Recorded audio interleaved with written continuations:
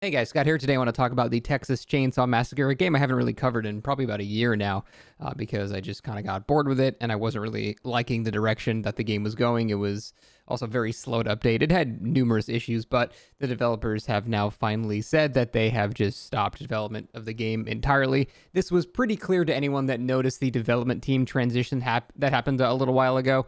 Usually when that happens, it's not because it's a whole new team that's going to bring this game back, and it's usually it's done. Let's let someone work on it when they just don't really do much. So when they announced that several months ago, we kind of knew that this is the way that the game was heading. There's a lot of people still on Copium yelling at me about it, but it was pretty clear this is how it was going to go, and unfortunately, this is how it went. I need to make it clear, it's never really something to celebrate when a competitor to DBD dies. It's never a good thing. Competition is always a good thing.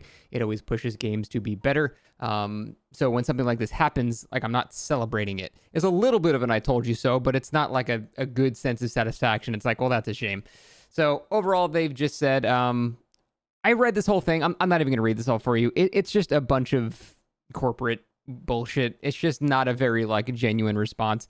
Like, they have so many contradictory things. Like, we feel proud of this game we've made, and we're happy to say we're at a point where we feel the Texas Chainsaw Massacre has reached its full potential. But then, like, 17 minutes later, they tweeted, our team had content that was planned and ultimately fell out of scope. Like, this clearly just contradicting each other, and, like, that they don't actually, like, have faith that they finished their product. They're just saying that because they want people to buy their next game. So I want to get into all the issues of this game. I've talked about them previously, but there were several issues. There were baseline fundamental issues with the entire game itself. The actual skill ceiling of the game was extremely low. You basically had to learn map layouts, and that was it. The only mechanical skill component I remembered was, like, feathering Bubba's chainsaw, and you can, like, two-tap people. That was pretty much it. So it was a very, very low skill ceiling, which meant it was kind of easy to get into. You can play, and within, a couple of days, you kind of mastered the game. There was a couple of little things you could learn, but it did make it so getting into the game was kind of easy. But then also at the same time, the build system and the web, you had to learn, like, different abilities and stuff, also made that much harder. So that was kind of at odds with itself. But for the most part, the skill ceiling was very low. And this is great for initial playing of the game, but it is just doomed to fail long term, because the thing that keeps people playing the game is reaching for a goal, like having an attainable skill ceiling that you get to is a reason why a lot of people play games. I'm not saying that's the only reason, and it's possible to just, like, play this game with your friends, just stick around, have fun, and go do something else. Not everyone's playing, like, this is their main game. They want to master it or anything like that. So I'm not implying that every game needs to have that, but you do need to have a little bit of a skill ceiling so you can feel like you're getting better at something. Because if you don't, it's not something you're going to touch very often. You'll maybe pull it out, like, once every couple of weeks, play a couple of games with your friends, and that's it. But that's really not going to result in a very large or consistent player base, which is something the developers of a game need in order to continue funding their game. Speaking of funding, they had some crazy ass pricing on their initial releases for new content. Like, they had animations that were decently priced between, like, $5 and $7, but their new characters were $10 each. This is not even like a Dead by Daylight chapter where it would cost around that amount, but you would get, a survivor and a killer, and, like, there'd be, like, a new map, a new perk, stuff like that. This is just for one thing, like one survivor or, like, one killer, one victim, or one. It was, the pricing was pretty insane. And then, like, the premium versions of that was like $16 for a game that was as unpopular in terms of player base as this game. Having that pricing was kind of insane, and that was a whole controversy back then.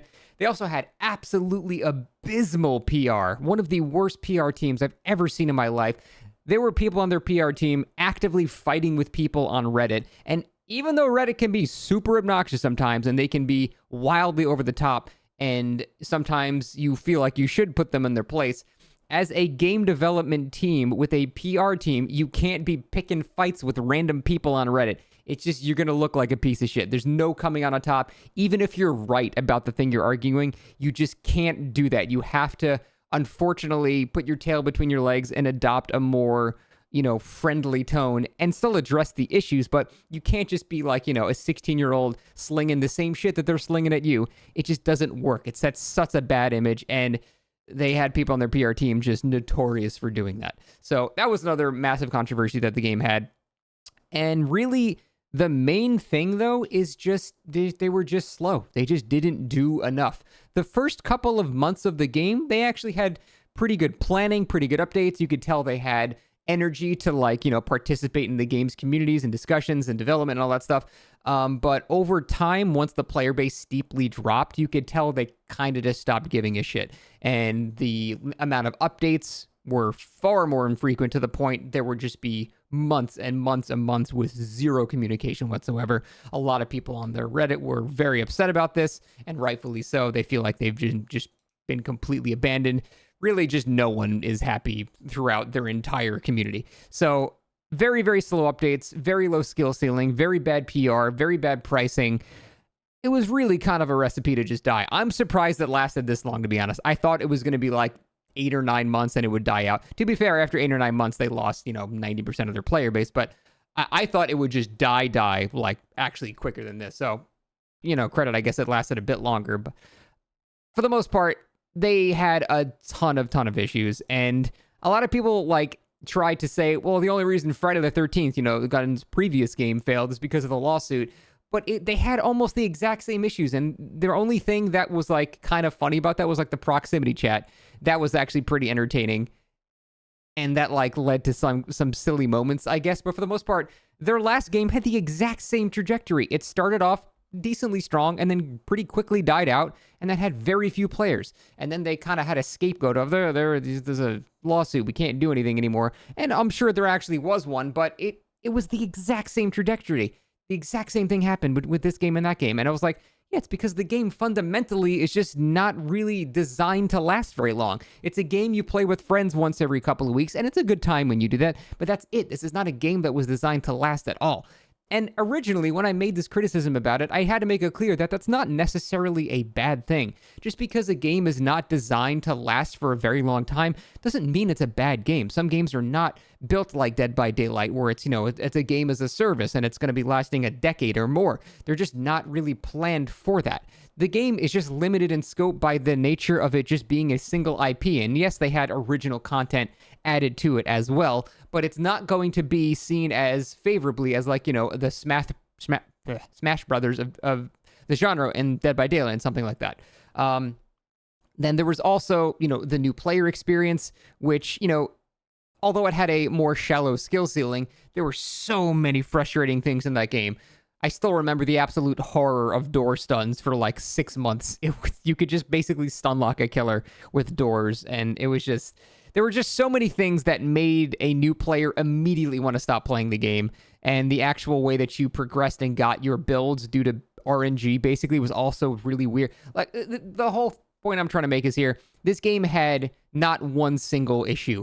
It was just a combination of a lot of really bad stuff.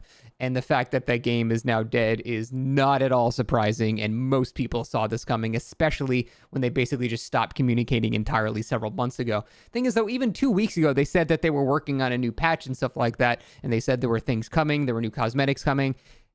They were just obviously full of shit then, because it was only a couple weeks ago. They had to have known by then that they were going to be abandoning the game. It's not something you just flick a switch on, you wake up one morning and go, fuck it, we're done. Like, this is something you have to be preparing for as a business for a pretty decent amount of time. So a lot of misleading going on there. And like I said, this is really not something to celebrate, even though there's like a slight smug sense of satisfaction of knowing that this would happen and people making fun of me for it.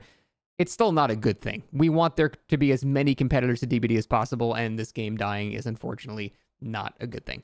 The one saving grace is that we'll have peer-to-peer servers, so you will technically be able to still play the game, but it's just abandoned entirely at this point. So, yeah, it's a shame to see. That is the end of Texas Chainsaw Massacre.